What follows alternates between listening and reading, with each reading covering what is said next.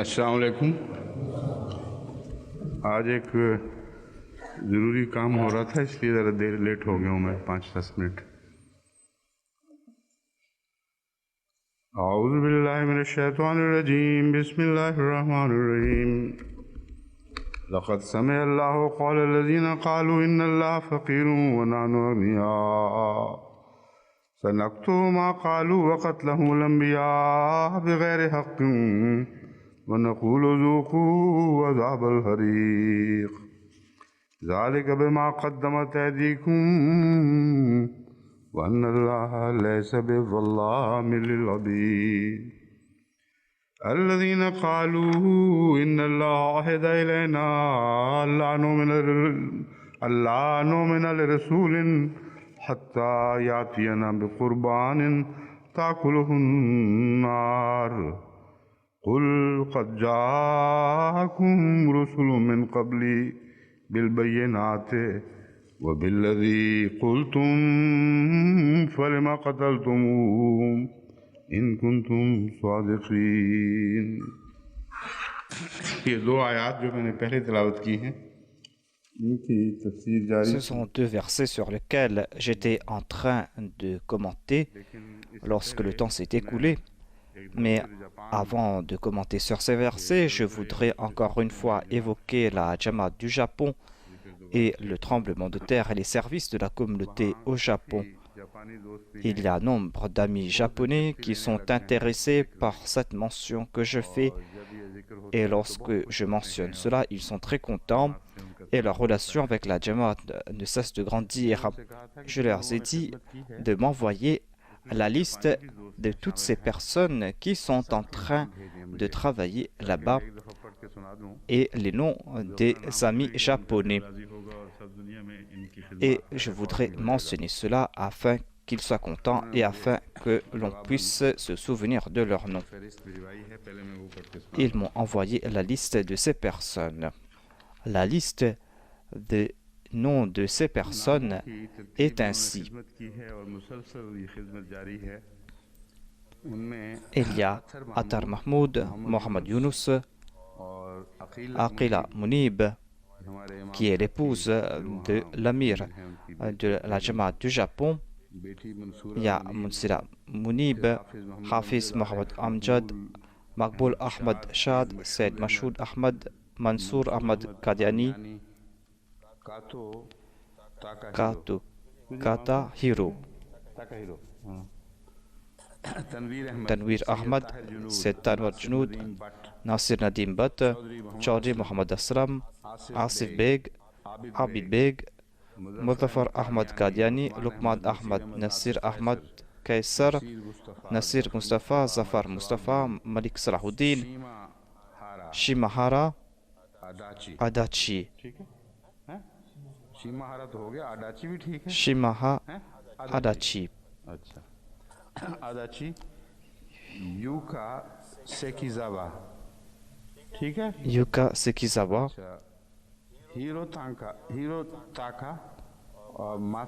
Hirotaka et Matsui, Shun Matsui, Talat Mahmoud, Nobuo Miroshi, Raiwichi Natsuyama, Anwar Ahmad, Ihsanullah, Nasir Bhatti, Misa Nasir Ahmad, Amatul Wadoud, और फिर मुश्किल नाम शुरू, Masahito और Masahito Tanaka. Il y avait un officier de la police qui s'appelait Tanaka, qui était très sincère. Souvenez-vous de son nom. Il nous avait accompagnés lors du voyage.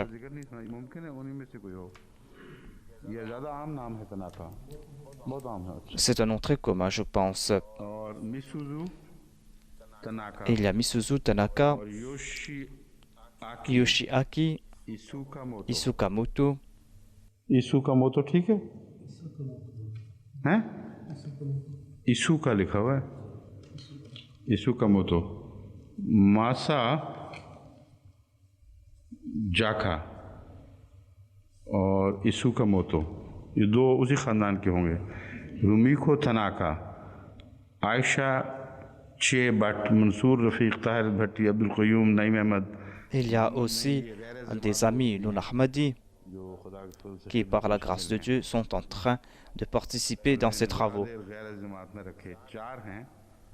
Sayyid Mahdi Saheb, Mohammad Naïm et deux amis Bengali. Ce sont 4 non Ahmadi, mais qui sont en train de participer dans ces travaux. San Vietnami हैं, शाहिद अहमद सिंधी, हारिस अब्दुल शकूर, नदीम अहमद, यूजी साका, नोरियो कावासे और मैगूमी त्सुकामोतो और सित्सु नोगुची और शोजी ओकुमुरा और तातेशी तावरा, हिरोको त्सुदा, नायोया त्सुदा, इशिजाकी। आमतौर पर मिस्टर नहीं लिखा हुआ, लेकिन Généralement, on n'ajoute pas monsieur devant leur nom. Je pense qu'on a ajouté ici monsieur parce que monsieur Ishizaki et madame Ishizaki. और यायुकी इशिजाकी, मसूद मुबशिर, तेसुया इकोमो और काजुतो नागाशिमा। ये 71 मुखलसीन हैं जो कैंप चला रहे हैं। Voilà, ces personnes qui sont en train de travailler dans ce camp. Et parmi eux, il y a ceux qui ont commencé à travailler depuis le début. On a souligné leur nom. Il y a M. Attar Mahmoud, Mahmoud Ahmad Shad, Tanvir Ahmad, Nasir Nadim Bat, Abid Beg.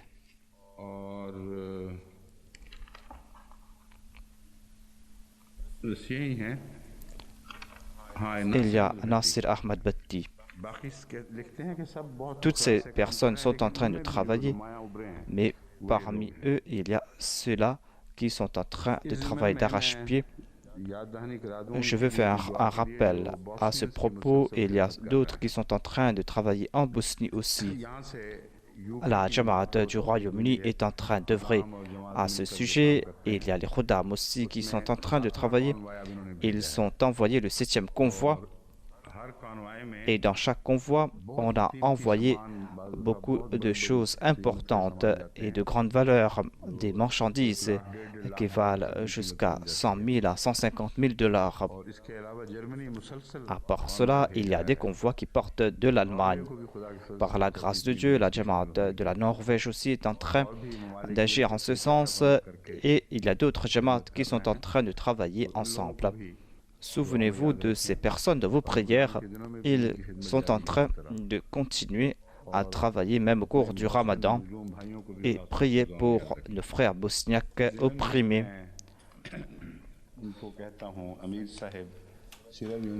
Et je m'adresse à l'amir de la Sierra Leone qui, par la grâce de Dieu, est en train de travailler pour aider les sinistrés. Il est en train d'aider ceux qui se sont sauvés des endroits rebelles. Et je dois évoquer cela, qu'Allah les récompense tous. Souvenez-vous de la Sierra Leone. Il y a là-bas de grandes destructions. Il y a des rebelles qui sont en train de causer des troubles.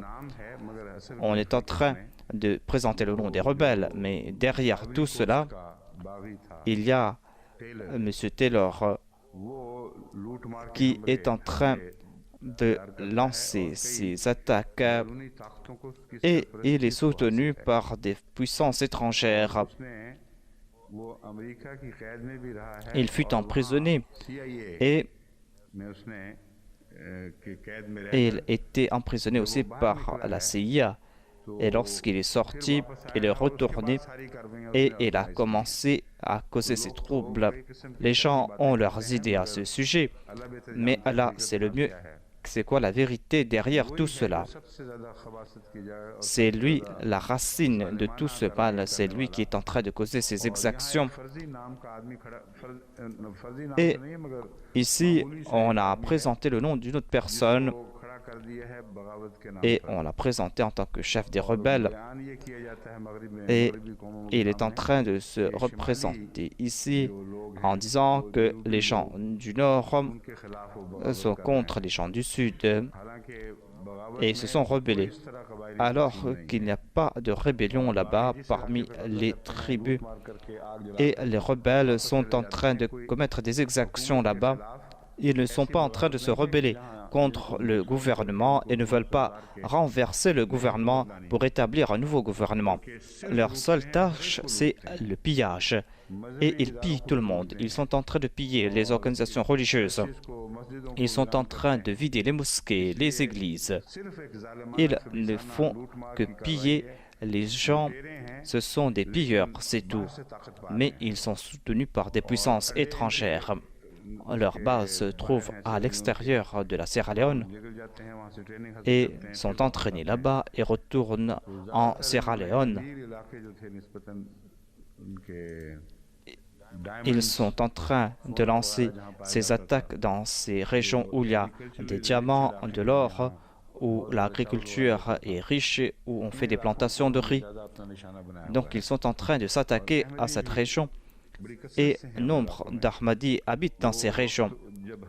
Lors de ces attaques, ils partent se cacher dans les jungles ou partent dans les régions qui sont contrôlées par l'armée.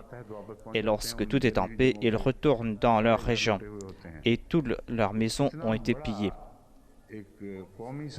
C'est un désastre national et la Jamaat Ahmadiyya est en train de servir ce peuple et la Jamaat Ahmadiyya ne peut pas faire grand-chose car là-bas on a besoin de centaines de millions. Je lance un appel à toutes les Jamaats du monde entier et je vous demande de contacter ces organisations internationales. Et il y a des cargaisons de riz qui partent du Japon. Et on peut envoyer ces bateaux ou ces cargaisons de riz et c'est ainsi que l'on pourra apaiser leur faim. Et d'ici, de l'Occident, on peut envoyer de l'huile. On peut faire cela pour les aider et du Canada aussi on peut les aider. Les Ahmadis locaux doivent être en contact avec ces organisations et les approcher, leur demander ce qu'ils peuvent faire et dire que nous sommes prêts à distribuer cela et à servir. Et par la grâce de Dieu, on a cette confiance dans la Jamaat Ahmadiyya que la Jamaat Ahmadiyya va servir en toute honnêteté, alors que nombre de ces ONG consomment l'aide qu'on leur accorde. Par exemple, il y a la Hollande qui aide ou qui essaie d'aider les pays africains grâce à ces ONG, mais ils constatent que tout l'argent est consommé par l'administration et on n'arrive pas à venir en aide aux sinistrés. C'est ainsi donc qu'ils ont cessé d'aider ces ONG. Mais il y a certains États qui nous ont contactés, il y a des responsables qui nous ont contactés et on dit que nous pensons que votre communauté pourra œuvrer en ce sens. C'est pour cette raison que vous devez être en contact avec nous et on doit fixer les termes. Ce n'est pas la Jamaat Ahmadiyya qui est en train d'aider ici. Nous sommes en train de venir en aide à l'humanité.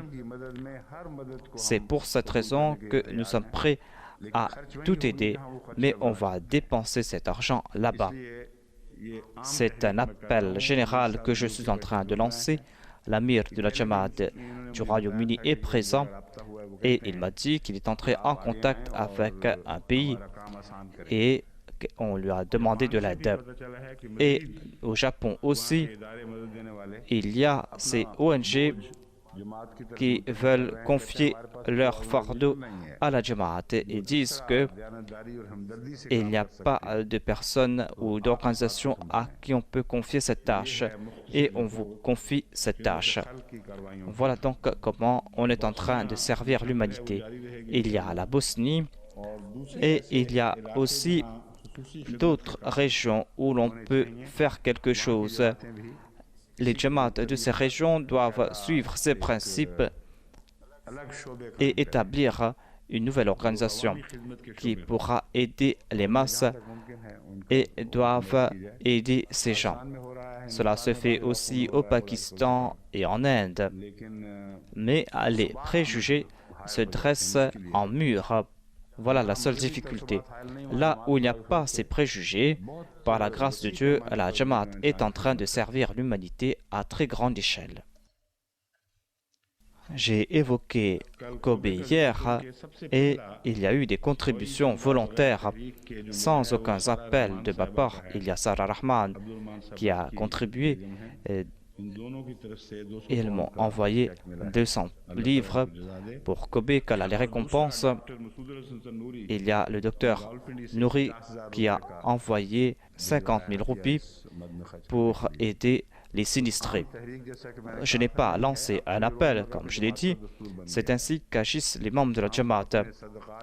Nous utilisons l'argent de la zakat et des sadaqas, et à part cela, il y a ces amis qui sont riches et qui envoient leurs sommes. Je n'ai pas lancé d'appel, mais j'ai présenté ces deux noms car c'était les deux premiers noms et je vous demande de prier pour ces personnes. Après le dars d'hier, j'ai reçu un fax de M. Molvi Mohamed Dost Shahid et il m'a présenté ces récits de Bayhaqi. Il a évoqué cela et a déclaré qu'il y a un hadith qui nous fait comprendre qu'on ne doit pas avoir confiance en ces récits. Je voulais lui dire que nous avons tout cela avec nous. Je n'avais pas le temps de présenter cela la dernière fois. Maintenant, je vais vous présenter ces récits farfelus dans lesquels on a évoqué le meurtre des prophètes. Ce sont des histoires farfelues. ये इसमें है अच्छा ये है 182 तरह से ठीक आखिर पे हैं इसमें मौजूद शुरू में अच्छे Il y a le recueil Al-Mustadrak lil-Hakim. इसके मुतालिक ये कहा जाता है कि ये इनका ज़माना है. Ce recueil a été écrit 400 ans après ou plus. Le compilateur est décédé en l'an 405 de l'Hégire. Mustadrak déclare que son ouvrage Hakim et selon lui, pour écrire ce livre, il a utilisé les principes de l'imam Bukhari et de l'imam Muslim. Il a suivi leurs principes pour étudier ces récits. Même si Bukhari et Muslim n'ont pas recueilli ces récits, il a utilisé les mêmes principes et dit que cela est sahih. Voilà sa déclaration. Il a recueilli ces récits après 400 ans et on ne trouve pas mention de ces récits dans aucun autre ouvrage. C'est comme si 300 ans après, quelqu'un vient parmi les Ahmadis et dit que ces récits que je suis en train de rapporter, cela concerne l'époque du Messie premier l'Islam. Et même si Dost Mohamed Sahib n'a pas évoqué cela dans son histoire, mais moi j'ai utilisé les mêmes principes de Molvi Dost Mohamed Sahib, l'historien de la communauté Ahmadiyya. Et ces récits sont vrais selon ces principes. Qui va accepter cela?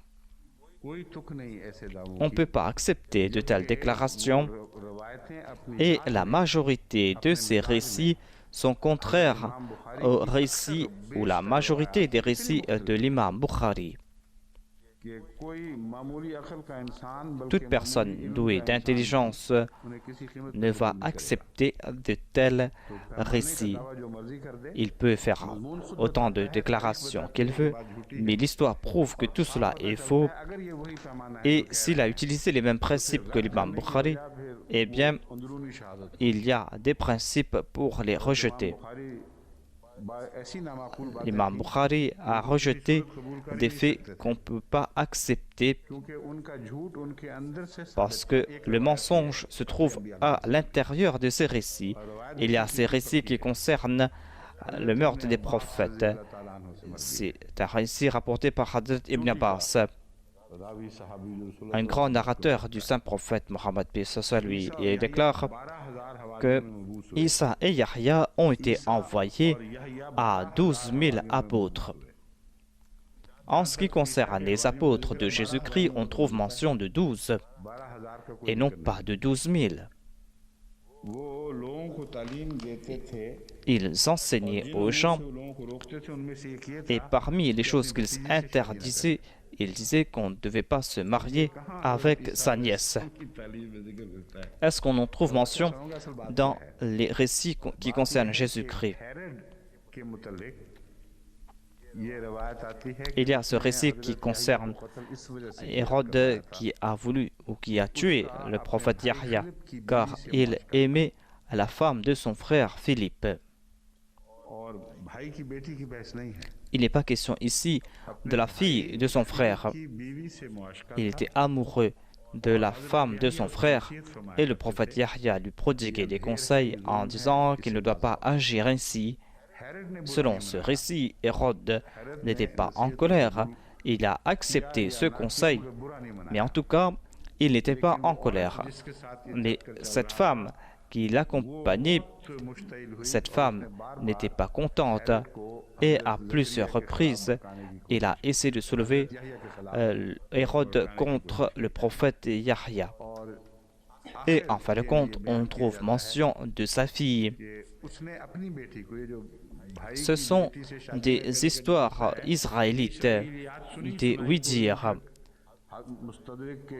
Et Mustadrik a entendu ces histoires, il a confondu toutes ces histoires et personne ne sait ce qui s'est passé. Il est dit que cette mère a poussé sa fille à participer dans cette fête qui aura lieu lors de l'anniversaire d'Hérode.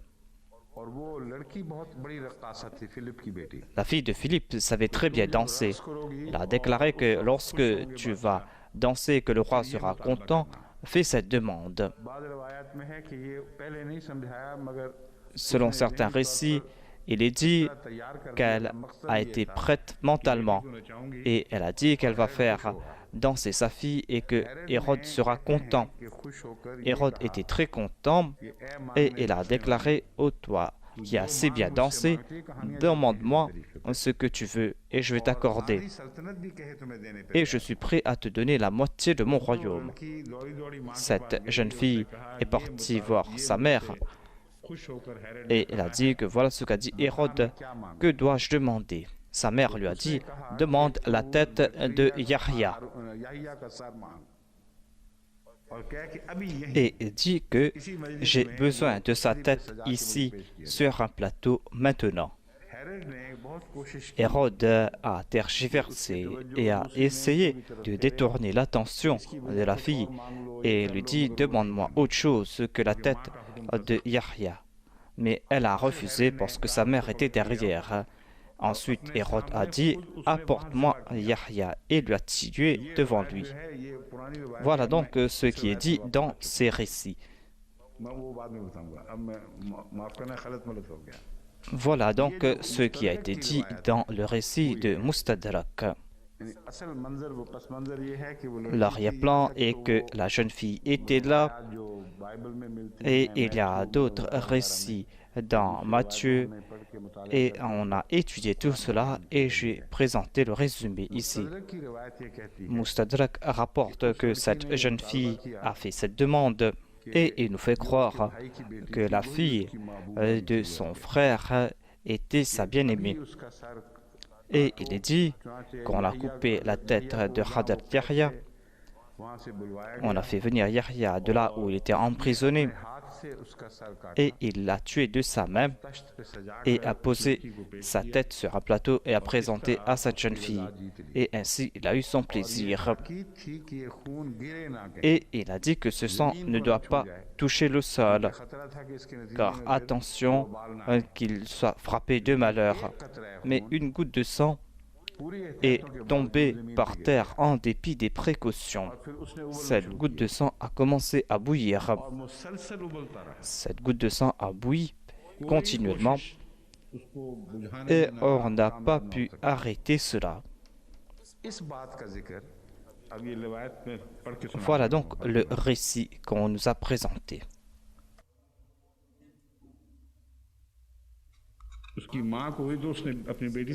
La mère a dit que dis au roi maintenant de tuer Yahya.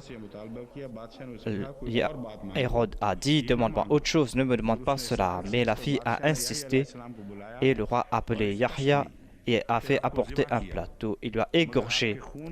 Une goutte de sang de Yahya est tombée par terre. Et Allah leur a imposé Bakht Nassar. Une femme a montré à Bakht Nassar l'endroit où était cette goutte de sang. Et Dieu a fait comprendre à Bakht Nassar qu'il doit tuer un des enfants d'Israël afin que cette goutte de sang ne cesse de bouillir. Et c'est ainsi que Bakht Nassar a tué en une seule époque 70 000 enfants d'Israël. Et c'est là que cette goutte de sang a cessé de bouillir. C'était un grand miracle. Vous ne pouvez pas imaginer l'ampleur de ce miracle, car Bakht Nassar s'était attaqué aux Israélites plus de 500 ans auparavant, avant l'avènement de Jésus-Christ. Et il était venu 586 ans avant Hadrat Yahya et avait tout tué et il était mort de mort naturelle. C'est un grand miracle, c'est double miracle, comme si Dieu l'avait ressuscité et il est venu et il s'est attaqué encore une fois aux Israélites et il a pris le pouvoir. Et cette goutte de sang qui était en train de bouillir a cessé de bouillir. Voilà donc l'état d'Al-Mustadrak de Hakim. Voilà comment il a suivi les principes de l'imam Bukhari. Inna lillahi wa inna ilayhi raji'un. S'il avait suivi ces principes, eh bien, on va devoir faire l'éloge de l'imam Bukhari. Et de toute façon, personne ne peut accepter de tels récits.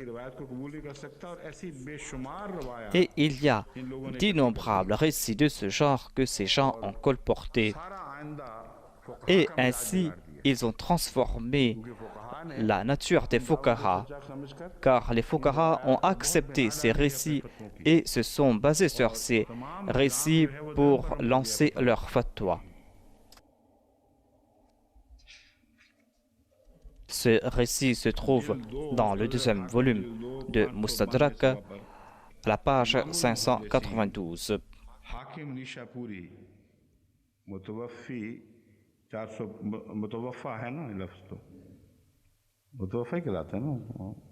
Il est décédé en l'an 405 de l'Hégire.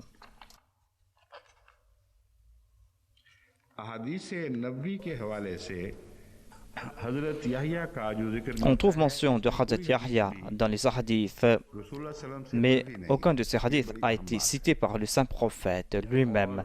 C'est là quelque chose de très important. Mais il y a des hadiths mursal, c'est-à-dire ces hadiths arrivent jusqu'à un narrateur et ce narrateur n'a pas dit que nous avons entendu cela de la bouche du saint prophète Mohammed Mustafa sallallahu alayhi wa sallam.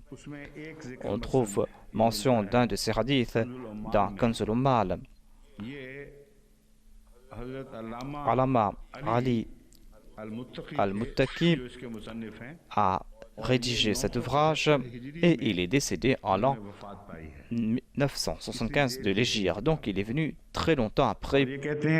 शहीद इब्न शहीद यल्बिसु औबरा व याकुलु शजरा मखाफत ज़म्बे युरीदु यहया इब्न Zakaria. Il a déclaré que la preuve de la mort de Zacharie est que ce n'est pas le saint prophète qui a dit cela, mais un rapporteur a déclaré que Shahid bin Shahid, c'est-à-dire on parle ici de Yahya, le fils de Zacharie, il dit qu'il ne consommait que des feuilles de peur de commettre des péchés. Voilà un récit qui concerne Hadrat Yahya. Et cela est une preuve que Hadrat Yahya a été tué. Il y a encore d'autres récits de ce genre, et dans aucun de ces récits, on trouve mention du saint prophète qui a déclaré qu'on a tué le prophète Yahya. On a tiré certaines conclusions, mais on doit voir quel est l'état de ces récits. Et ce n'est qu'après avoir fait des recherches qu'on pourra savoir si on doit vraiment continuer ces recherches et quelle est la réalité derrière tout cela.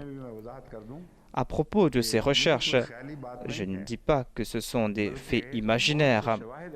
On a trouvé nombre de témoignages qui nous présentent cette possibilité, à savoir qu'on a essayé de tuer le prophète Yahya, mais on l'a protégé. J'ai déjà cité ces récits, pas le récit de Mustadrak, mais d'autres récits.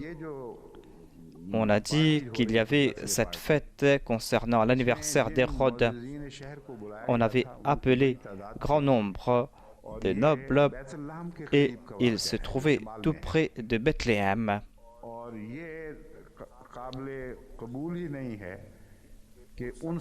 Et on ne peut accepter que toutes ces personnes soient appelées dans cette forteresse qui se trouve tout près de la mer Morte, tout près de cette frontière où il y avait des dangers et des batailles. C'était le dernier poste de cette frontière. Est-ce qu'ils vont voyager 70 000 à l'extérieur pour participer dans cette fête? On trouve mention de ces personnes qui ont été invitées. Toutes ces personnes étaient des personnes qui vivaient tout près de la mer Morte. Et vers l'est de la mer Morte, c'est-à-dire vers la Jordanie, il y a cette forteresse et on dit que Hadrat Yahya était emprisonné dans cette forteresse. Ces anciens récits ne disent pas qu'on a appelé Hadrat Yahya pour le tuer. Il dit que tuez-le et apportez sa tête. Avant la fin de la fête, on a apporté la tête de Yahya. Tout d'abord, ces récits sont douteux. Ensuite, il y a un autre fait intéressant. Lorsque Hérode a entendu parler de Jésus-Christ et de son miracle, il a déclaré que est-ce que Yahya a repris vie. Donc, elle a parlé à propos de Yahya et de sa renaissance. Cela nous fait comprendre qu'il y avait aussi cette question de Yahya qui était rené d'entre les morts. Je vais présenter le résumé de cette histoire afin que les ulémas ne pensent pas que ce sont des histoires farfelues. On est en train de parler ici de Yahya, c'est-à-dire de Jean-Baptiste. Il y a aussi Yahya de la Révélation. Et Hadrat Yahya a fait des prophéties concernant le saint prophète et même jusqu'à l'époque du Messie promis alayhi salam. Et tous ceux qui ont fait des recherches à ce sujet accordent une très grande importance à Hadrat Yahya. C'était une personne qui sortait de l'ordinaire et qui profitait des révélations de Dieu. Mais qui est ce Yahya? Voilà le mystère. Yahya était un très grand prophète.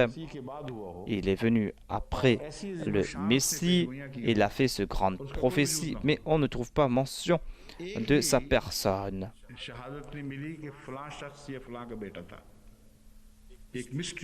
Il est un mystère.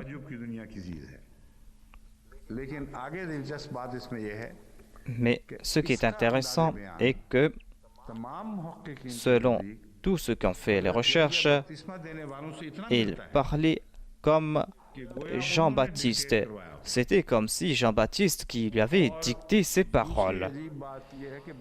Et l'autre point intéressant est que, selon un autre récit, est que ce deuxième Yahya était peut-être un élève de Jean-Baptiste, car il parlait comme Jean-Baptiste, et on ne trouve pas mention de sa personne. Mais il a existé. Il se peut qu'il soit un de ces élèves qui avait rédigé tout cela. Ce point est très important. Pourquoi Yahya devait-il publier des prophéties en son nom ou choisir un autre Yahya qui n'était pas connu pour publier ses prophéties, comme si c'était une autre personne? On va résoudre ce mystère lorsqu'on va comprendre qu'on a pu sauver Hadrat Yahya de la mort, qu'on n'a pas pu attenter à sa vie et qu'il s'est caché ailleurs. Il y a un autre point que j'ai trouvé lors des recherches, c'est que lorsque les bateaux portaient de Rome vers Jérusalem, en cours de route, ils passaient tout près d'une île où il y avait nombre de personnes, mais sur cette île, il y a deux tombes au nom de Yahya. Il y a un Yahya qui est considéré comme l'aîné,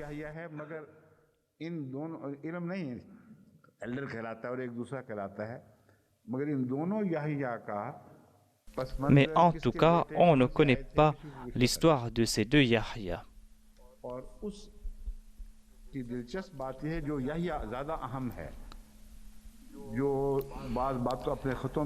Et il y a un point intéressant concernant ce Yahya. On trouve mention de Jésus-Christ dans les écrits de Yahya. Et il disait qu'il était en contact avec Jésus-Christ. J'ai oublié le nom de cette île, mais il y a une autre île qui était toute petite ou qui est toute petite, une île montagneuse, et aucun être humain ne pouvait vivre là-bas tout seul. Et ce Yahya a écrit de là-bas. Il rendait culte à Dieu et il était en contact avec le Messie. Qui est ce Yahya? Et qui est l'autre Yahya qui a disparu? Et pourquoi faire autant de mystères concernant les manuscrits de la mer morte? Tout cela nous pousse à faire des recherches et la vérité va sortir suite à ces recherches et on doit faire davantage de recherches. C'est pour cette raison qu'ici en Occident, il y a certains qui disent que on trouve des indications quant à la mort de Yahya, mais nous n'avons pas de preuves à ce sujet. D'aucuns disent qu'on a trouvé de telles preuves dans les écrits de Jean. On trouve mention des écrits de Yahya et aucun scientifique ne peut rejeter cela. Donc, puisqu'il ne peut pas être de Yahya. Et ils ont dit que ce ne peut pas être une seule personne. C'est pour cette raison que l'autre Yahya peut être son élève. Mais l'élève, pourquoi doit-il se cacher? Si le maître a été tué, l'élève, pourquoi doit-il se cacher? Et il a fait de grandes prophéties. Et on ne trouve pas mention de son père, de ses proches. Donc, ce n'est pas un tout petit mystère, c'est un très grand mystère.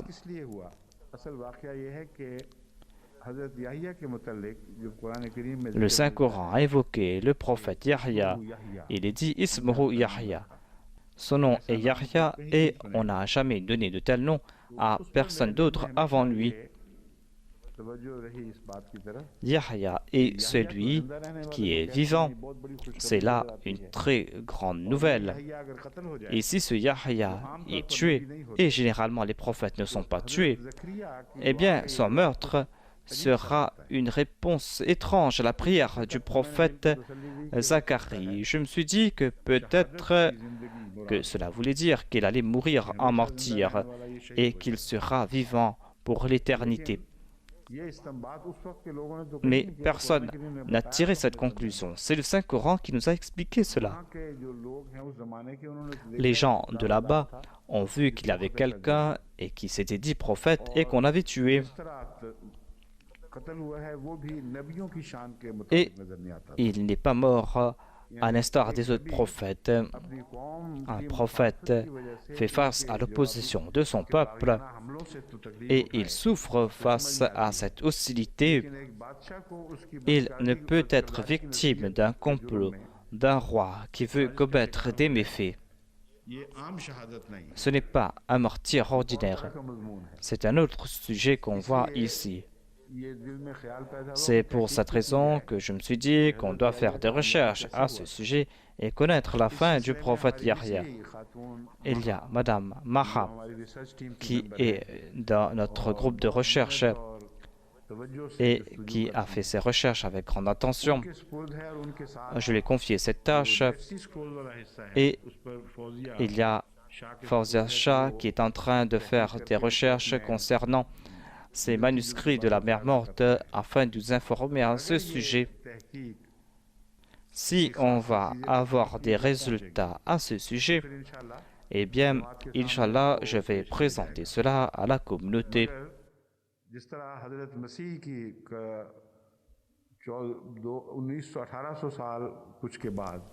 C'est 1800 ans après la mort de Jésus-Christ qu'on a découvert sa tombe. Si on découvre la tombe de Hadrat Yahya, ce ne sera pas quelque chose d'étrange. Et on va lever le coin de voile sur ce mystère. Le Messie promis alayhi salam a aussi fait ce lien entre Hadrat Yahya et ce Mujaddid de l'Inde. On ne doit pas croire qu'il a fait cela suite à une révélation de Dieu. Il a tiré cette conclusion et le deuxième calife avait pris le témoignage d'un Ahmadi.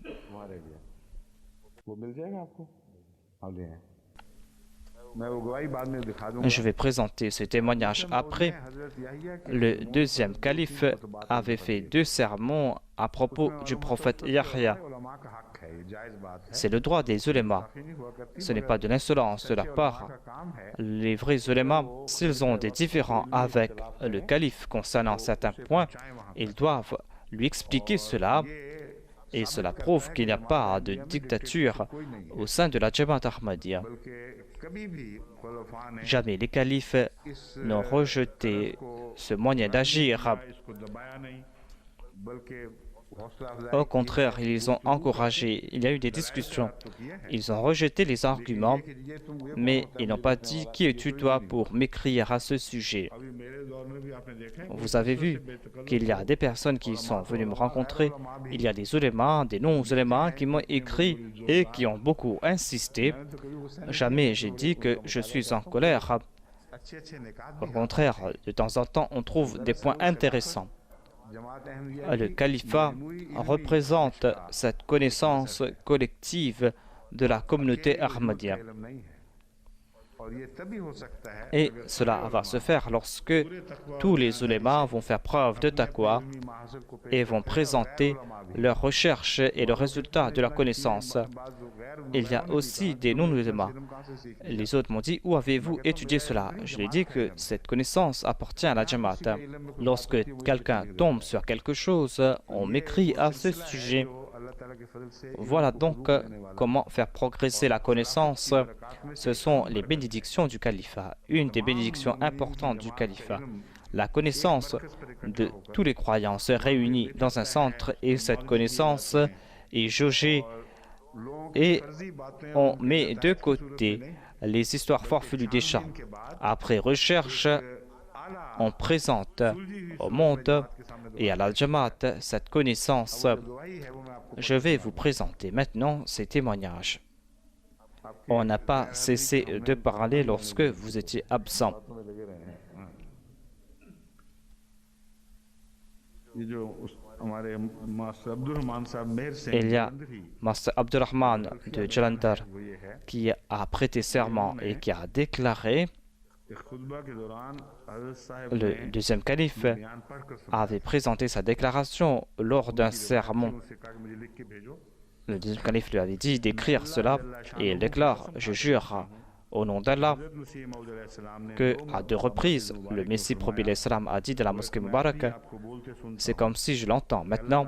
Il a déclaré que il fait cette ressemblance entre la lignée mosaïque et la lignée du saint prophète. Le premier prophète de la lignée mosaïque était Moïse et son dernier calife était Hadrat Isa alayhi salam.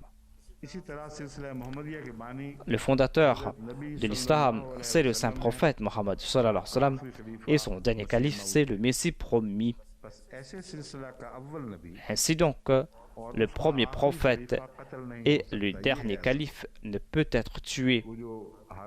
On a mentionné ici en passant Hadrat Yahya,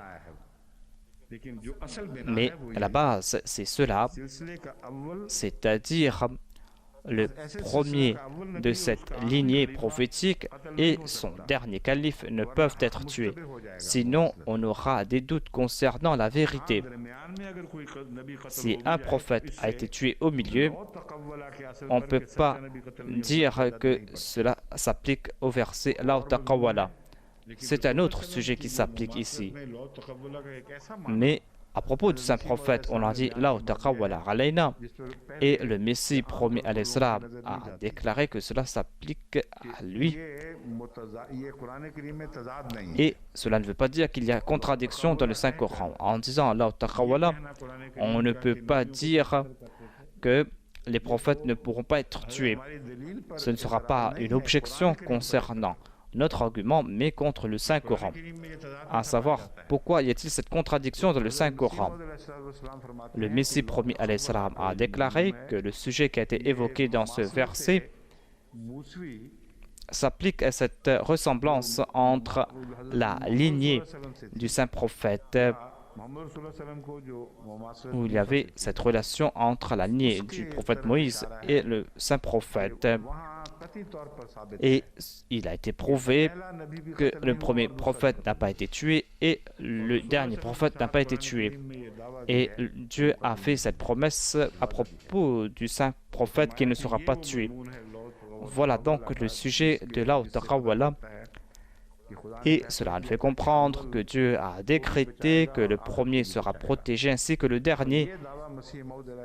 Et le Messie promis alayhi salam a présenté cela pour prouver sa véracité. Lorsqu'il a fait cette déclaration, il a invité les gens à venir et lui a lancé des défis pour le tuer. Il a déclaré que si j'ai été tué, eh bien, ce sera une preuve que je suis un menteur. Ensuite, il y a eu l'incident de l'éclat. Il y a eu plusieurs procès qu'on lui a intentés. On a attenté à sa vie, mais ils n'ont pas eu de succès. C'est un très grand témoignage que je voulais vous présenter.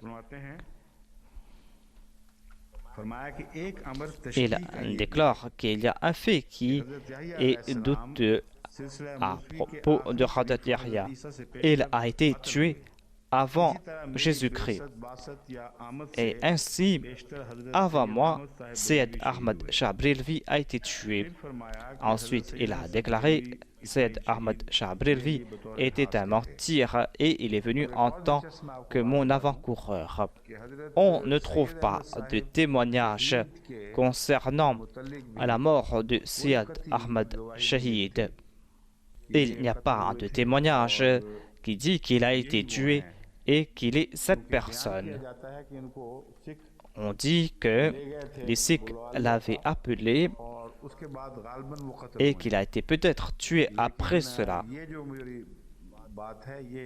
Je suis en train de présenter cela suite à une recherche que j'avais faite dans le passé. Les ulémas doivent faire des recherches à ce sujet, mais en tout cas, on trouve mention de la tombe de ce shahid. On ne sait pas si c'est la tombe de Sayyid Ahmad Shahid. On ne sait pas s'il a été tué. On doit encore faire des recherches à ce sujet. En tout cas, le Messie promis alayhi salam est en train de présenter cette ressemblance ici. Si on a pu prouver le contraire, cela ne va pas porter atteinte à la véracité du Messie promis alayhi salam. Car on a essayé d'attenter à leur vie. Dieu a peut-être protégé l'un des deux. Et si Allah n'a pas protégé l'un des deux, cela ne veut pas dire que cela va à l'encontre de la véracité du Messie promis alayhi salam. C'est pour cette raison que je n'ai pas de souci à ce sujet. Lorsqu'on va faire ces recherches, eh bien, en fin de compte, je vais vous présenter les résultats. J'ai demandé à Madame Maha de faire ces recherches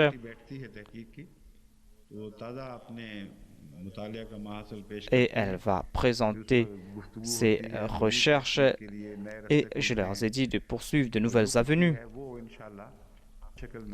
Inch'Allah, on va vous présenter cela dans la forme d'un ouvrage.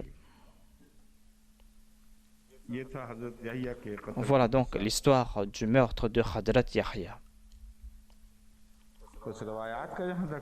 En ce qui concerne les récits, comme je l'ai dit, il n'y a pas de récit clair et net qui annonce que le saint prophète, paix soit lui, a déclaré que Hadrat Yahya a été tué. Il n'y a pas de tels hadiths qui ont été rapportés directement par le saint prophète. Certains de ces récits se sont arrêtés à quelques compagnons. Ces hadiths, on les trouve mentionnés dans certains ouvrages, mais certains de ces hadiths rapportent des futilités. Des fois, on dit que quelqu'un qui est décédé 500 ans auparavant est venu 500 ans après et a lancé cette attaque. On doit épurer de tels hadiths de ces futilités, car on ne peut pas attribuer de telles futilités au saint prophète. Voilà le principe que l'on doit suivre et j'invite les ulémas à faire des recherches à ce sujet, car nous sommes en train de faire des recherches, je ne suis pas en train de faire des déclarations. Si on proclame quelque chose et on annonce quelque chose et qu'on découvre le contraire, cela va blesser la personne qui a fait cette recherche. Mais le sens de Tahqiq, c'est de faire des recherches. Nous allons accepter la vérité là où on va la trouver, mais on va faire cela après avoir fait des recherches.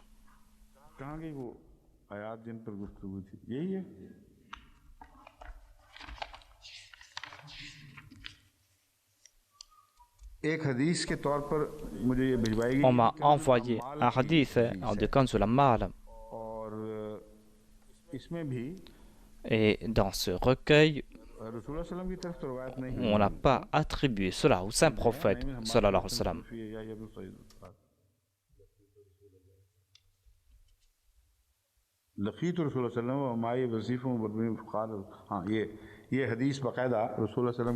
On a attribué cette parole au saint prophète. Il est dit que j'ai rencontré le saint prophète, paix soit lui, et il y avait un certain Wasif Barbari qui était avec moi. Le saint prophète a déclaré que il y avait un prophète qui est apparu dans ce peuple. On avait tué ce prophète, on l'a placé sur le feu, on a consommé sa chair et on a bu de sa sauce. On ne peut pas accepter qu'on ait pu traiter ainsi un prophète, même si on dit que ce récit est de l'époque du saint prophète. Et cela se trouve dans Kanzul Ummal, qui a été publié 1300 ans après le saint prophète. Donc, trouver un récit après tant d'années qui parle à propos de la mort des prophètes, qui décrit abominablement ce qu'on a fait avec ce prophète. Tout d'abord, comment découvrir un tel récit après une si longue période? C'est quelque chose qu'on ne peut accepter. Comme je l'ai dit, que si quelqu'un suit les principes de Dost Mohammed Shahid et dit après 1000 ans ou après 1200 ans et qui déclare que j'ai suivi les principes de Maulvi Dost Shahid et j'ai présenté ce récit, que va-t-on dire à propos de ce récit? On doit tout simplement honorer le nom du saint prophète et personne n'aura le nom de rejeter une parole du saint prophète. Alors que ceux qui ont servi le saint prophète ont ceux qui ont fait ces recherches et qui n'ont pas accepté ces récits en voyant son nom.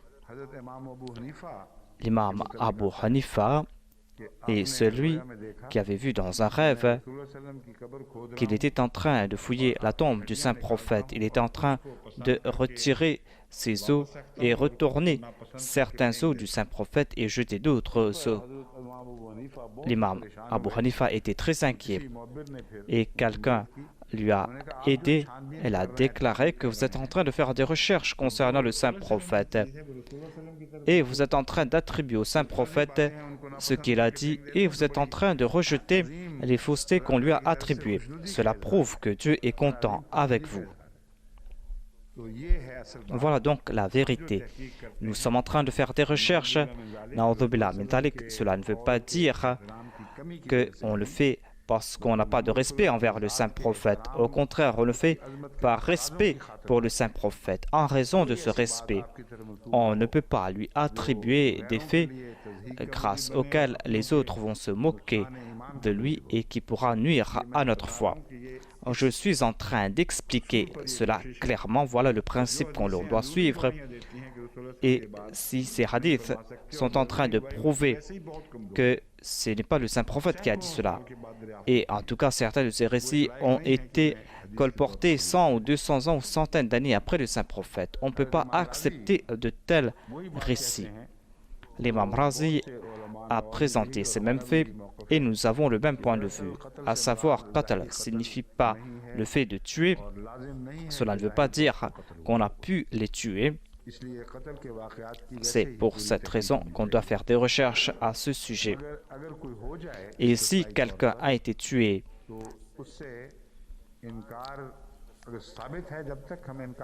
on ne peut pas rejeter cela tant qu'on n'a pas fait de recherche à ce sujet.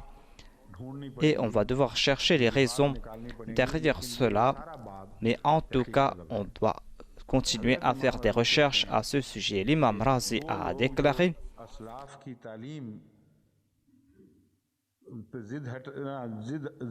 ceux qui rejettent les paroles des prophètes et qui lancent des campagnes contre ces prophètes sont comme ceux qui ont tué ces prophètes. Voilà le premier sens. À part cela, on dit qu'on a essayé de tuer Zacharie et Yahya. Il a dit qu'on a essayé de le tuer, mais on ne sait pas ce qui a été dit dans les premiers récits.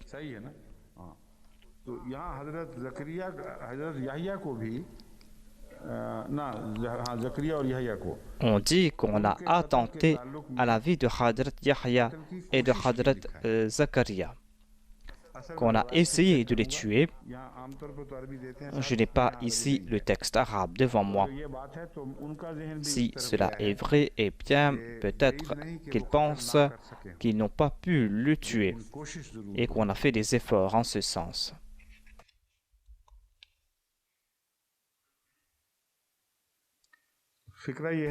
La phrase est que les Juifs ont essayé de tuer Zacharie et Yahya alors qu'ils ont dit que nous avons certainement tué Jésus-Christ. Là-bas, on ne fait pas de déclaration.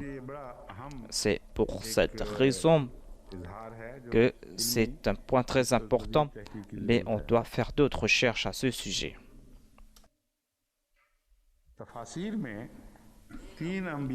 On trouve mention de 3 prophètes, Zacharie, Yahya et Shia. Voilà ce qu'on trouve mentionné dans les exégèses. Et ces versets concernent la mort de ces prophètes. Et il est dit que pourquoi est-ce qu'on dit qu'ils sont coupables alors que les autres, ou ce sont les autres qui les ont tués?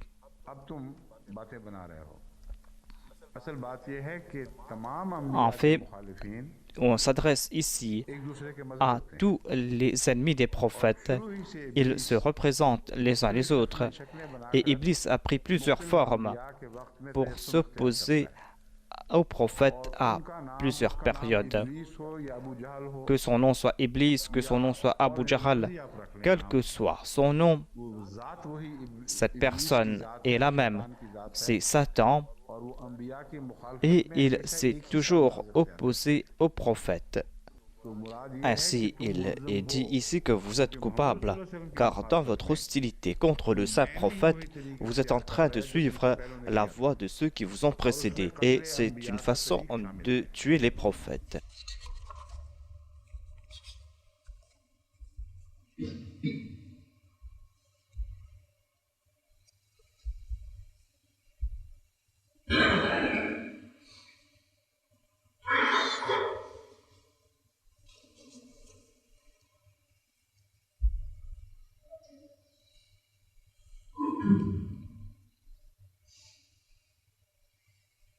हाँ मिल गई है रवायत तो सर इमाम फखरुद्दीन राजी साहब हज़रत इमाम फखरुद्दीन राजी लिखते हैं थुम्मा इन्नल यहूदा साओ फी क़त्ल ज़करिया व याह्या व यज़ुबूना अन्नहुम क़तलू ईसा अलैहिस्सलाम एज़म व ज़ालिका यदुल्लु अला अन्ना उलाइकल कौम अन्नमा तलबू हाज़िल मुअजिज़ा मिन उलाइकल अंबियाए अला सबील तान्नुत इज़ लौ लम यकुन कज़ालिका लमा सौ फी क़त्लिहिम।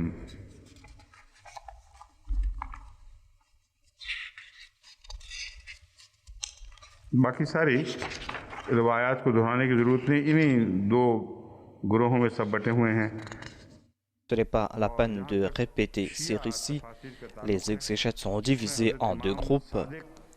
Et en ce qui concerne les commentaires chiites, il y a le récit de l'imam Sadiq qui rapporte que dans le Tafsir Bahr al-Muhit, Ali Abul Hayyan Andalusi, il est dit que ce sont leurs aïeux qui ont tué les prophètes.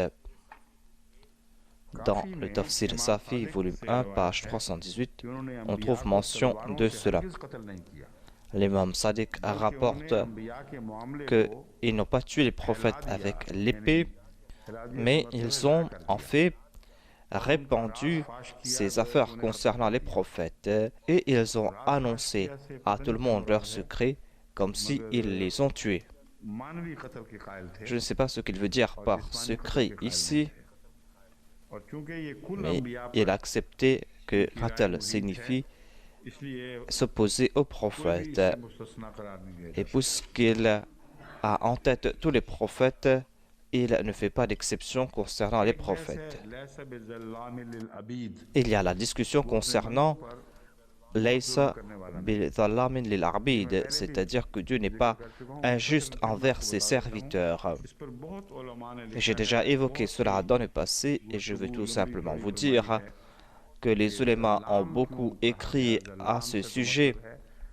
Ils ont dit pourquoi est-ce qu'il a été dit ici Dhallam. Dhallam signifie celui qui dépasse les limites dans l'injustice. et on peut en déduire qu'il pourra commettre l'injustice. J'ai déjà évoqué le terme abid. Lorsqu'on veut faire une négation claire et nette, on met beaucoup d'emphase sur les termes qu'on utilise. Cela veut dire qu'il n'est pas dhalam, c'est-à-dire qu'il ne va pas commettre la moindre injustice. C'est une façon de prouver cette négation. C'est pour cette raison que Dieu a utilisé ce terme.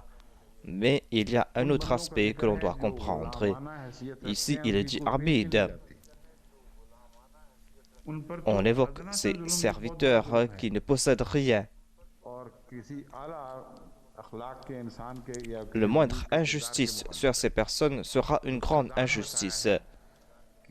Et cela va à l'encontre des qualités d'une personne noble. Cela veut dire que comment pouvez-vous croire que Dieu soit injustice et qu'il soit celui qui est très injuste, injuste envers ceux qui se trouvent dans le dénuement le plus total, ces personnes qui n'ont aucune importance, ces personnes qui n'ont aucune force. Dieu va-t-il être injuste envers eux? Voilà une façon de parler. C'est là une négation complète de l'injustice. Et on nous fait comprendre que être injuste envers ces personnes est un très grand péché. Le deuxième calife a suivi ce principe. Il a déclaré que des fois, nous disons dans la langue ourdou que ne soyez pas aussi injuste. Cela ne veut pas dire que vous pouvez être injuste un peu. Cela veut dire tout simplement que ce sera une très grande injustice si vous commettez cette action concernant une personne innocente. Allah a déclaré que si je commets cette injustice envers ses abides, je serai un dhalam, je serai le plus grand des injustes.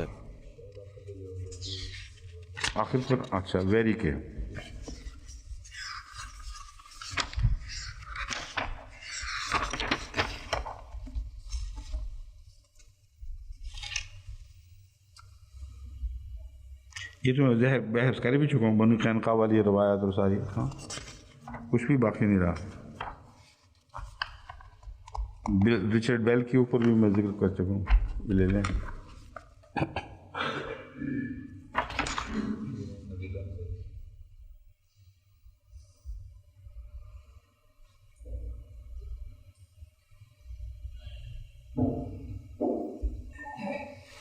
हाँ एक और रवायत मैंने फ़ोन पे कहा था हमारे research group को J'avais demandé une référence à notre groupe de recherche, c'est-à-dire il est dit à propos de Philippe qu'il n'était pas le mari de cette femme. On parle dans ces récits que Hérode aimait la femme de Philippe. Mais dans d'autres récits, on présente autre chose. J'ai demandé à Madame Navid Asha de faire des recherches à ce sujet. Tout ce matériel est avec elle et elle m'a envoyé ce fax et je vais présenter cela. Selon Joséphas, Hérode a tué Jean parce qu'il avait peur de l'influence de celui-ci sur son peuple et qu'il pourra les pousser à se rebeller. Joséphas n'accepte même pas cette histoire. Il a déclaré qu'Hérode a tué Jean parce qu'il avait peur que celui-ci puisse soulever les Juifs et être un chef rebelle et pousser les Juifs à se rebeller contre Rome. C'est pour cette raison qu'il l'a tué. Voilà l'idée de Joséphus.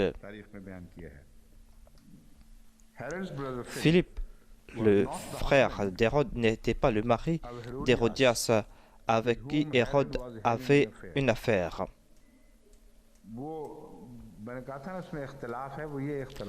Voilà donc la contradiction que nous voyons ici. Certaines personnes disent que c'était la femme de Philippe et d'autres disent que la femme de Philippe ne s'appelait pas Hérodias et on présente Salomé comme la femme de Philippe.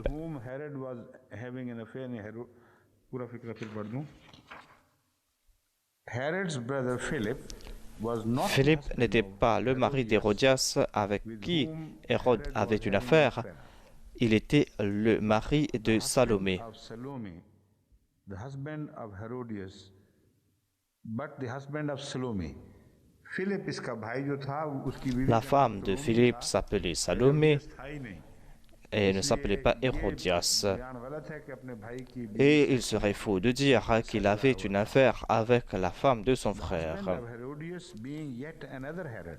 Le mari d'Hérodias s'appelait Hérode lui aussi. कोई और शख्स था और C'était une autre personne qui avait le nom d'Hérode. Mark seems to suggest Marc suggère a celebration que of Herod la célébration de l'anniversaire d'Hérode s'est tenue dans son palais à Tibérias, mais Joséphat dit was executed que Jean le Baptiste a été exécuté à Tyrus. Macarius. This is in the north. Tibérias est au nord Tyrus was et down in the Macarius south, se trouve dans le quite a sud distance apart. et très loin. And as Mark suggests Dans Marc in chapter 6, chapitre verse 6, 20 and versets 29, 28 à it is 29, impossible that the il est soldiers impossible be que held les down soldats by aient pu in décapiter Macarius Jean-Baptiste and immediately brought back the à head Macarius to et Tiberias. apporter la tête जो à रिश्तेदार Tibérias. फैसले किया था उसके हक में, ये एक और Voilà गवाही donc जरूरी है। un autre témoignage à ce sujet. Josephus जो है historian, Cet historien, M. Josephas, ख्याल को रद्द कर रहा है est en train de rejeter cette idée, à savoir, il dit qu'il est impossible किया गया था। que l'on ait pu apporter la tête de Yahya jusqu'à cette fête qui se trouvait dans le nord. और वो माकूल बात है क्योंकि जैसा कि हमने तहकीक की थी, मेरे Nous इल्म में avons ये fait हवाला नहीं des था, recherches à और ce हमने sujet, इसका तहकीक की थी कि जो मदूवीन थे, mais comme je l'ai dit, इनसे मिलता है। on trouve mention des invités et tous ces invités étaient les habitants du nord. उठाकर सबको Comment allaient-ils pu लाद कर prendre tous ces invités उससे सरहदी किले में ले गए। et partir sur la frontière pour célébrer l'anniversaire, के सर का मुतालबा भी करना है। alors qu'on ne savait même pas qu'on allait demander la tête de Yahya? Ce récit est tout à fait faux. ये है कि बर्थडे पार्टी शिमाल में Cela मनाई जा veut रही nous है। faire comprendre que हज़रत Yahya la fête a eu lieu dans le nord et Yahya était dans le sud. Il était dans cette forteresse qui se trouvait sur la frontière. और कह दिया कि हाँ देखो ये हो Et गया। on l'a dit que, voilà, on a déjà tué Yahya, mais on ne sait même pas si on l'a tué. चलेगा। On va faire cette recherche Yahya की नाश car होना उनको on doit chercher le cadavre de Khadet Yahya où il a été enterré. Mais on trouve mention d'une tombe. On doit encore faire des recherches à ce sujet et Inch'Allah, je vais vous présenter cela. Research group को दे दें वापस रखने के लिए।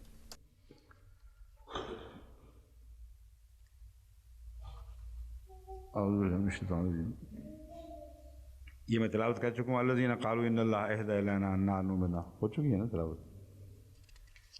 ये आयत है 184।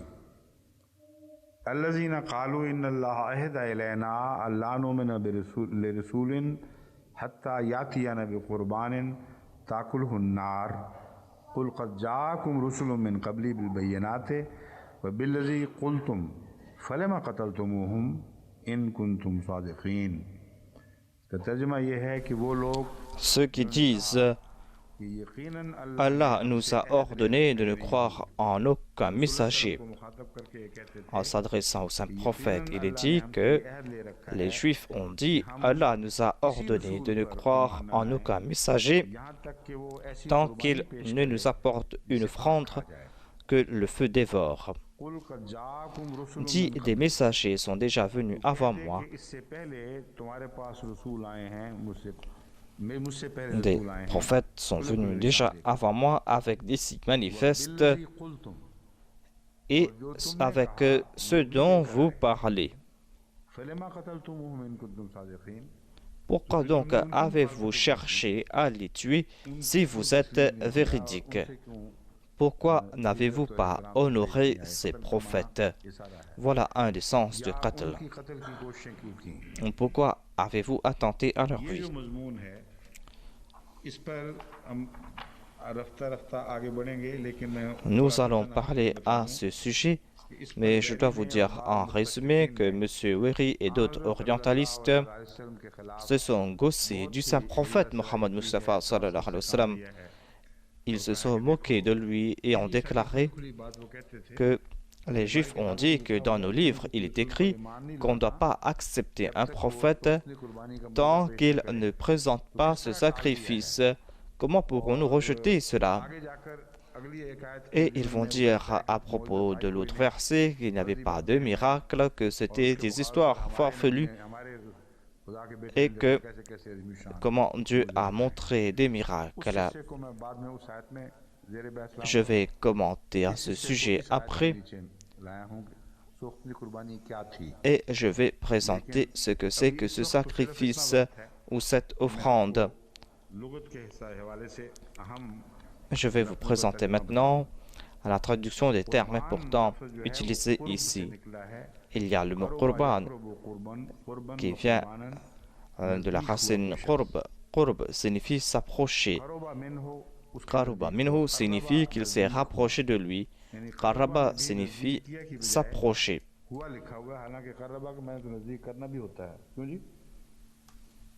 Qaraba signifie rapprocher quelqu'un ou s'approcher de Dieu, par exemple. Qaraba signifie rapprocher quelque chose ou quelqu'un.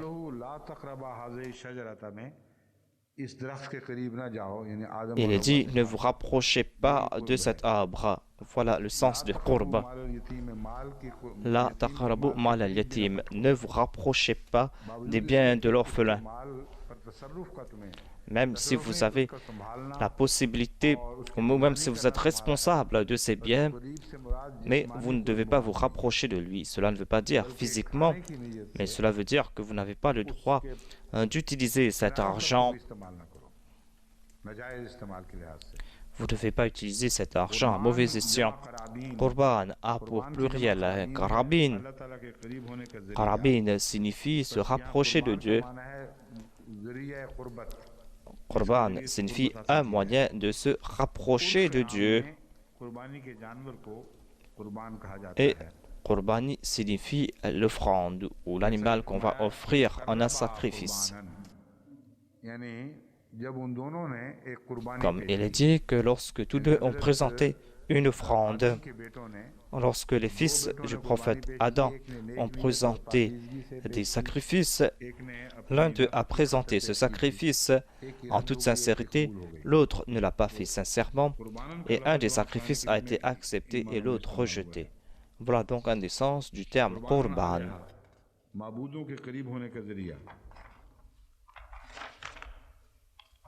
बाना का मतलब है बाना वस्तबाना व तबय्यना वक़द बय्यन्तुहु क़ाल अल्लाह सुब्हाना वक़द तबय्यन लकुम मिन मसाकिनहिम व तबय्यन लकुम कैफ़ फ़अलना बिहिम. यहाँ दरअसल Bayan signifie tout expliquer clairement. Cela veut dire séparer quelque chose d'un autre.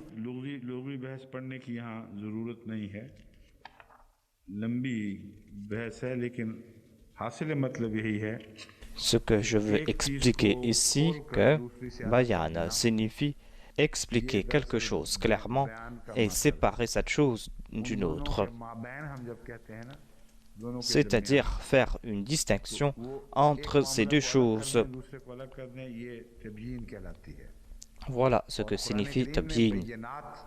Et le Saint-Coran a utilisé le terme bayinat. Bayinat signifie faire la distinction entre les ténèbres et la lumière. Le Saint-Coran a utilisé bayan. Dieu a créé l'homme et lui a accordé le bayan. Bayan signifie qu'il a la force de faire la distinction. Et cette bayan est le contraire de la vie d'un animal. Tous les animaux n'ont pas la possibilité de faire bayan. C'est l'homme qui a la force de faire le bayan. et il n'y a pas d'évolution dans Bayan. मामूली अगर है तो इतनी मामूली कि उसको आप ये नहीं कह सकते Vous ne pouvez pas dire chimpanzee या qu'un दूसरी जात chimpanzé गोरिल्ला की ou que les gorilles, par exemple, ou que les liens manquants entre les chimpanzés et les hommes ont eu la possibilité आम ज़बानें बोलता था de dire quelque chose, de parler, grammar ou qu'ils avaient une langue rudimentaire, qu'ils parlaient. करीम का बयान देखें कितना हैरत Mais अंगेज है voyez comment le Saint-Coran nous explique tout इंसान cela. को बयान अता किया है Il est dit que l'homme a reçu le bayan, la possibilité de parler, et non pas les animaux. Il y a ceux qui ont eu les moyens de parler. Et toutes ces parties du corps qui sont utilisées pour parler et qui font le lien entre le cerveau, les autres créatures ont été privées de ces moyens et il y a un grand saut dans l'évolution. Il y a ces créatures qui ne savent pas parler et en dépit des évolutions qui ont duré pendant des millions d'années, ils n'arrivent pas à parler alors que l'homme arrive à parler. Les principes de l'évolution ne nous présentent pas cette possibilité. D'un seul coup, l'homme a accompli ce grand changement. C'est pour cette raison que Dieu a dit qu'il est la dernière création. C'est une toute nouvelle création. Voilà le sens du terme bayan, c'est-à-dire qu'il a la possibilité de parler, de tout expliquer, et qu'il peut faire la distinction. Lorsque les femmes se disputent, il est dit qu'elles se disputent et ne peuvent tout expliquer. Si deux femmes se parlent en même temps et se disputent, vous n'allez rien comprendre. Le Saint-Coran ne veut pas ici blesser les femmes, mais nous présente un fait. Lorsqu'elles se disputent, même les femmes douées d'intelligence ne peuvent expliquer clairement cela. On doit les laisser telles quelles et les laisser se calmer, et c'est après cela que vous pourrez comprendre ce qu'elles voulaient dire. Mais vous ne devez pas faire d'efforts pour essayer de comprendre cela lorsqu'elles disputent. Des fois, temporairement, on perd la possibilité de pouvoir tout expliquer. Lorsqu'on est sous le coup de l'émotion, on n'arrive pas à s'exprimer clairement.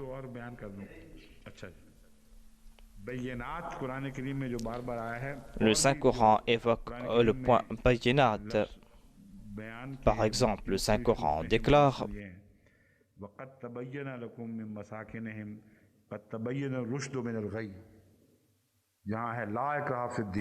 on dit la ikraha fi din et il n'y a point de coercition. La coercition ne peut exister. Et il est dit qad tabayyana rushdu min al-ghayy. La vérité, c'est clairement démarqué de la fausseté. Le Saint-Coran a séparé le bon grain de l'ivre et a fait la distinction entre la vérité et le mensonge, le jour et la nuit. Et il n'a pas besoin d'épée. Et ce n'est pas la peine de forcer les gens à accepter cette vérité. On n'a pas besoin de coercition. Nous avons certainement expliqué clairement ces versets. Fihi ayatum bayinat, afin que l'on puisse connaître la voie des coupables.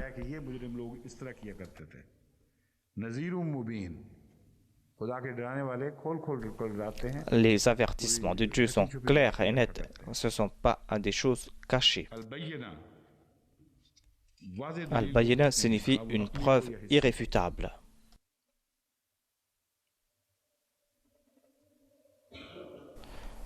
Le saint prophète, paix soit sur lui, a déclaré ceci concernant les disputes.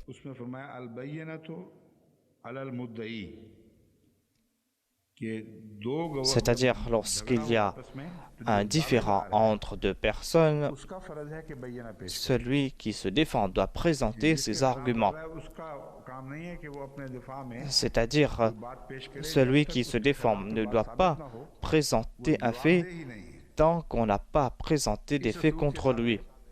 फाशा के मजमून को C'est समझना चाहिए। ainsi qu'on doit comprendre le sujet du farsha ou de l'indécence. Des fois, on accuse à tort certaines personnes d'avoir commis un acte indécent के मुताबिक जब तक selon le principe du Saint-Coran. Tant qu'on n'a pas prouvé selon ces principes coraniques que cette personne a commis cette faute, cette personne n'a pas à se défendre. Voilà ce que le saint prophète nous a expliqué. Voilà ce qu'il disait dans les affaires ordinaires. Il a déclaré que celui qui fait une déclaration doit présenter ses arguments et ses preuves. Si ces preuves sont importantes et qu'on peut prouver quelque chose contre l'accusé, c'est là qu'on va demander cela à l'accusé. Sinon, celui-là n'a pas à se défendre. और जो इनकार करता है उस पर कसम आती है। फिर ये जो मजमून है ये Ce sont des affaires qui ont trait au fiqh et je crois que j'ai déjà parlé en détail à ce sujet dans le passé. हदायत भी कर चुका हूँ। J'ai déjà donné des directives à ce sujet. मैं इसको इस वक्त छोड़ता हूँ।